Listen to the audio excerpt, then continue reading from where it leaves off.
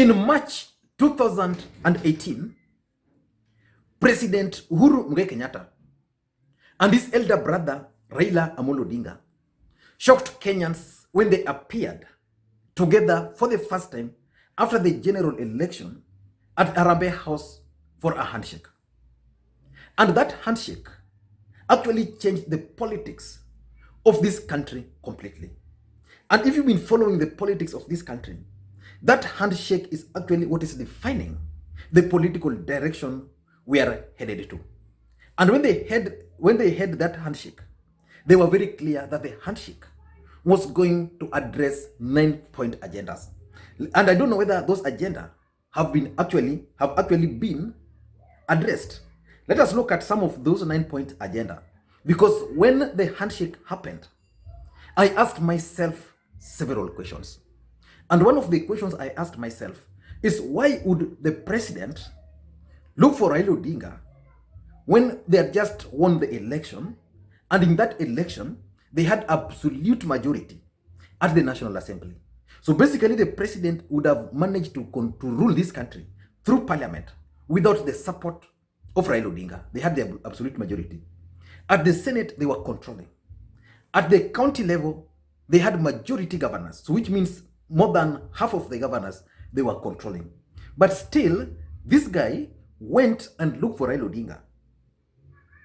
And according to their own confession, when they first met, they held that meeting for 19 hours. And when they arrived into that room, it took them 45 minutes before each one of them could even say hi. Because they had tea. So huyu unakunywa tu yako na umenyamaza unaangalia mwenzako. While that was happening, the deputy president was also laying an elaborate strategy to kickstart his 2022 presidential bid. But I've never understood why the president, in his wisdom, reached out for Raila Odinga when he had numbers. And I know one thing for sure, that handshake, as much as they want us to believe, was intended to address the 9-point agenda, which I want us to go through very briefly whether they've been achieved. It was politically motivated to secure the interest of President Uhuru Kenyatta and the interest of Raila Odinga in 2022. Let us now look at the 9 points agenda, whether they've been achieved. And I'm not going to go through all of them, just a few. There was the lack of national ethos. Has it been achieved? There was inclusivity. Has inclusivity been achieved? Just yesterday, we had 2 appointments. The Auditor General and the Director for Kenya Rural Roads. Is it the urban roads? Kura, I don't know. Macharia appointed Meru. Uhuru Kenyatta also appointed the lady from Central Kenya as the Auditor General. So inclusivity, still 0. The other thing they were supposed to address was corruption. And just as late as last week but one, Jack Ma donated medical equipment to this country. They disappeared at the airport. So which means corruption has not been addressed. Devolution. Do we have more funds at the devolved units? I'm not sure. But what I know is that most devolved units are not working. Security. Are we secure now? Yes or no? But I'm not sure. Maybe you can tell me. Then there was the shared prosperity. And then there was the responsibility. Are we now more responsible as a country? So those are the 9 points agenda these guys were supposed to address. But just like I said, I knew that handshake was actually designed in a way to serve the political interest of Raila Odinga in 2022 and also to serve the interest of President Uhuru Kenyatta in 2022. Because constitutionally, the president is not allowed to contest again. But the president is still very young. So as an African, the president would stay around. He's very clear that he's not going for the presidency again. But the president is going nowhere. And of late, there have been reports that Uhuru Kenyatta and Raila Odinga are actually crafting a super alliance. And that super alliance is being crafted in a way to show that the country is united. in a way to defeat William Samoei Ruto. That's the main objective of the said alliance. And yesterday I did a video here because most of you guys were asking me whether the handshake between between Uhuru, Gideon Moi, and Kalonzo Musyoka is actually meant to isolate Raila Odinga. And I was very clear that Uhuru and Raila, they have a deeper understanding. They understand this handshake more than any other person, because this handshake is supposed to help them. But what are the objectives of that super alliance? Why do they want to form super alliance with Kalonzo Musyoka, with Gideon Moi, with Isaac Ruto? In fact, they want Musalia Mudavadi in it, and they want also Moses Wetangula. It's only that the two have not bought the idea. Why? In my view, it's about 2022 politics, but they want to achieve the following. Number one is numbers. And before I go into that, let me make it very clear to you that Raila Odinga contested the presidency in 2007, and he won the parliamentary, the civic, and the presidency. He was never declared the president of the Republic of Kenya. He ended up being the prime minister of the Republic of Kenya. In 2013 and 2017, I don't want to say much, but Uhuru Kenyatta and his deputy William Ruto know so well where they are that they rigged themselves in. They didn't defeat Raila Odinga. And I want to tell you and confirm to you that Raila Odinga two things are the only option for him. The system is going to declare Raila Odinga the president of the Republic of Kenya in 2022. And if that's not the game plan, because Uhuru Kenyatta will help him, if that's not the game plan, then Raila Odinga is not going to contest. So anytime you will see Raila Odinga's name on the ballot in 2022, you will definitely know that Raila Odinga is going to be declared the president of the Republic of Kenya. And if you want to see the name of Raila Odinga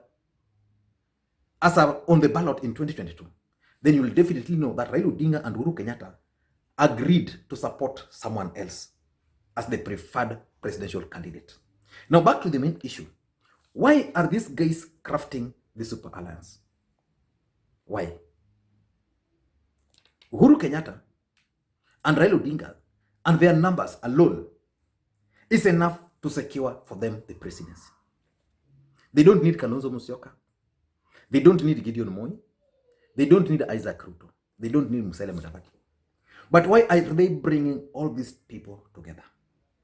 Number one is numbers. Politics is a perceptual game. Politics is all about perception. There's a perception that Uhuru Kenyatta and Raila Odinga can easily win.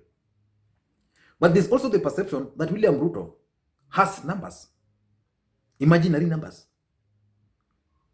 But if you look at 2017 general election, you take the number of votes which Uhuru Kenyatta got and the one which Raila got.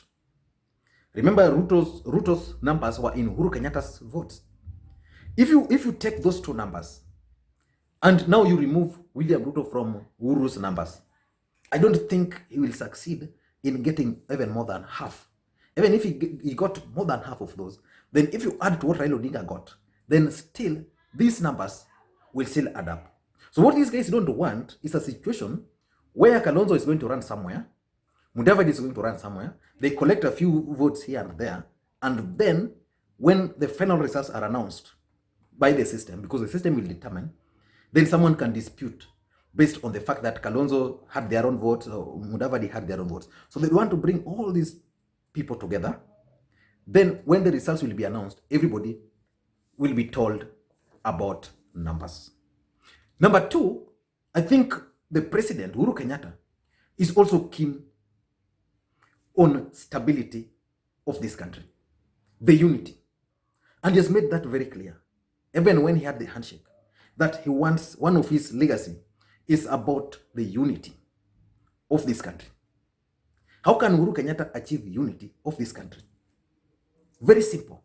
If you look at the history of this country, anytime we've had elections and we've had issues, is when a Kikuyu is pitted against a Luo. So he's reached out to Raila Odinga. So the expectation is that Kikuyus and Luo working together, there will be no problem. If you look at the history again of this country, anytime you've had issues is when a Kikuyu and a Luo are on the ballot.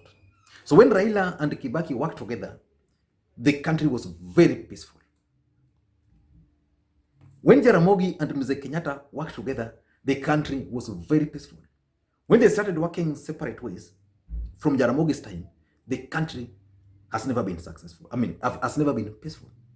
So the president is keen on achieving unity for the country. And he believes the only way to achieve unity of this country is by bringing Raila Odinga. And remember, Raila Odinga won in 2007, he was rigged out. Again in 2013, the president, in where he is, he knows so well that probably Raila Odinga even won that particular election. So his people are many outside there. So he must bring them together for stability of the country. Number 3, I think the president is also keen on his legacy. If you look at the 9-point agenda for the handshake, there was the inclusivity. There was the corruption. There was the shared prosperity. All those can only be achieved by forming a super alliance. But the question people can ask is, why is the deputy president being left out? Very simple. Uhuru had made a promise to the deputy president to support him in 2022. Uhuru is not going to support his deputy. So the deputy president would want to be the president of the Republic of Kenya. So it means he cannot also not agree to join a team when he is not the leader. When you have Raila Odinga and Uhuru Kenyatta negotiating as principal, where is the deputy president? He's relegated to the level of Hassan Joho and Oparanya as the deputy party leaders. He can't allow that. He can't allow that. So Uhuru wants his legacy, prosperity, fight on corruption, the unity, which can only be achieved if he had a Raila. I keep on asking people, how would we be in this country today if this handshake didn't happen? People would be stealing left, right, and center, and nobody would be talking. Anytime before the election, anytime Raila Odinga raised any issue of corruption, every time they would be politicized. Every time they would be politicized. Anytime Raila Odinga pointed out any mistake, so these people would always come together to defend. And since the handshake, at least people cannot talk about these issues freely. People can talk about nepotism. People can talk about corruption. Things like those. So Uhuru is planning to achieve his legacy. And lastly, not really lastly, I think the reason why this balance is also being crafted is for the Building Bridges initiative, the referendum. Uhuru's term is coming to an end. Raila wants to be the president. So assuming Raila and Uhuru agrees to support Raila Odinga. So it means Uhuru's interest must be taken care of somewhere. So they'll need to create more seats, and they'll hide them under the inclusivity. So they'll create a seat for the president, deputy president. They'll create a post for prime minister and deputy prime minister. So those are 4. And maybe 2 deputy prime, so 5 or 6. Then we have major tribes in this country. So once their interests are taken care of, you have a Luo as a president, you have a Kikuyu as a prime minister, you have a Kamba as a deputy prime minister, you have someone like Coast Joho as maybe prime minister, and and to achieve those, the constitution must be changed. And to change the constitution, you need all these people together. So you must convince Kalonzo that he must be in this team. So Kalonzo must rush and sign the post-election agreement with Uhuru Kenyatta. Gideon Moi must be convinced that Rift Valley is being left out. Can you fill in the gap? So Gideon Moi comes on board, and of course Kanu has his own support in Rift Valley, so he comes on with that support. Raila Odinga, of course, is in the game. Then they go to Coast. Someone else is being brought on board. So basically, for the Building Bridges initiative and the referendum to pass, that's why they need this super alliance. So once the campaigns begin, one man is going to be isolated. William Ruto. And he will be viewed as someone who is serving his own political interests. And I can assure you on this platform today that William Ruto is going to oppose the Building Bridges Initiative referendum. And the moment he will oppose it, he's likely to win the hearts of most Kenyans, because most Kenyans are very tired with the way things are moving in this country. And lastly, is to retain the power. How can Uhuru Kenyatta and Raila Odinga retain power? They can only retain power. Uhuru basically can only retain power peacefully. And how do you retain power peacefully? You make every other person around you, every other person who is opposed to you, to feel very comfortable, feel very happy. The advantage he has is that the deputy president was viewed as someone who was very powerful in the previous government. And because he was very powerful in the previous government, he can't really, and hawezi kosoa the government. He can't. Because people will always point it. Remember what Murkomen, Moses Kuria, Susan Kika have been trying to appear as if they are holier than thou. Kenyans have always been reminding them what their positions were a few years ago or months ago. So they want to retain power, so they must bring every other person on board so that people don't make noise. Today, if Kalonzo was making noise about Uhuru Kenyatta's interest in the prime minister, Mudavadi is making noise about corruption, William Ruto making noise the other side, and Raila Odinga making noise the other side, how do you think it would be? So because they want to retain power, hawataki makelele. So watu wamenyamaza tu, na for them wamejipanga na wanaendelea. I don't know what you think, but that super alliance, in my view, is going to crush the deputy president without mercy. I've always maintained, and I keep on asking people, where will the deputy president get the numbers? Where? Ketu Waruguru defected. And that Ketu Waruguru alone is going to convert so many people from Team Tanga, because just the other day she was on Twitter and explaining how they would go for political activities in Mount Kenya region, talk about how the president has failed. But that time, the DP was just there.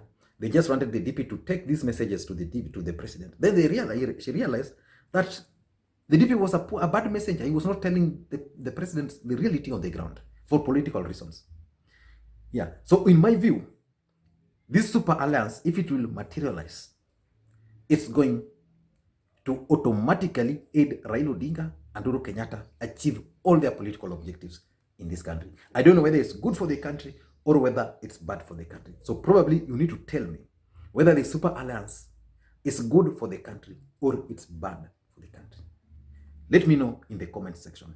And the only request I always make on this platform, because I've actually entered this video, is one, help me create interactions. How do you do that? Give the video thumbs up if you like it, or thumbs down if you don't like it, so that I can know whether the content was good or the content was bad. Then the best one is just to give the video, drop your comments. But the best one, the best of the best, if you want to really help this channel, is to share these videos to your friends on WhatsApp, on Facebook, on Twitter, everywhere. Just share them. Thank you guys, and please, may you have a good day. It's a weekend here. Sabbath, all Adventists guys, happy Sabbath.